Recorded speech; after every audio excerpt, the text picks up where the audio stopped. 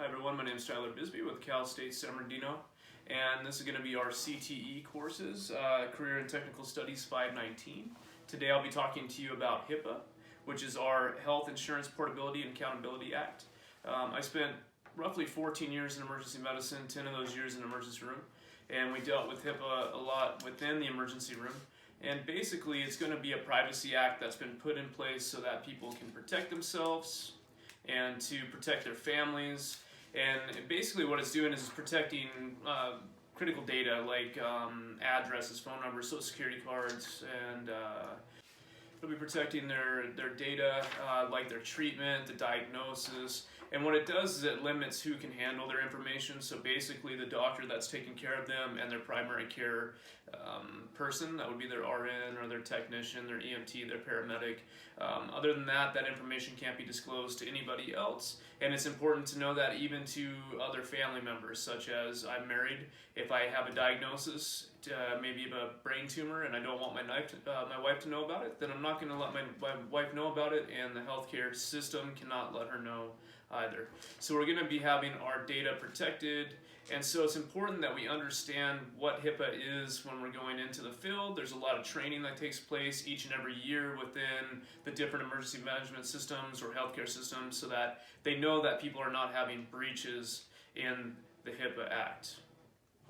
So with a little knowledge on HIPAA now, we can talk about some lessons that we can put into place. And one of the main lessons that I have is to talk about HIPAA with the kids and then get them to start researching what HIPAA is using our Chromebooks in the classroom and really emphasizing how important it is to understand what these data breaches are. And so what we can do is have our students put together a Google slide presentation. We can also work on poster boards for what they find on the subject.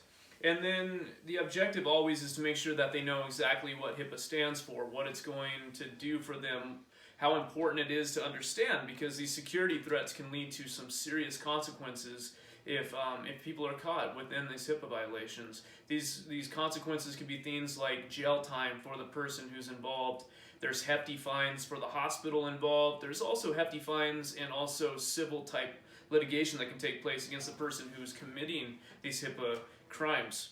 So it's important that our students that are going to be engaging in medical pathways and want to move into a career in healthcare, they need to understand the consequences that can take place if they're subpoenaed a few years after they've data breached something and they have no recollection that they even did that. So it's important that these kids understand. It's also important to understand that students will be able to list and describe the legal actions and consequences, and to also understand the primary purpose. That's the whole idea behind this assignment. It should be relatively quick, working no more than 120 minutes on the assignment, 40 in research, 40 minutes in creating a poster of the slideshow, and then 40 minutes presenting these to the class, what kind of findings that they found.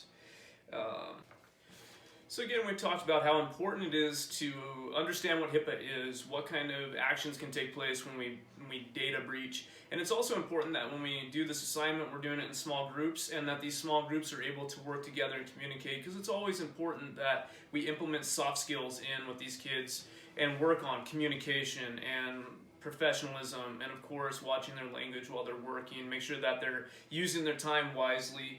And then when all of that's put together, we have our assessment, and I have a rubric that we'll be using to assess how they are doing on the assignment and have they reached all the points that we want them to talk about, and then base it off of that.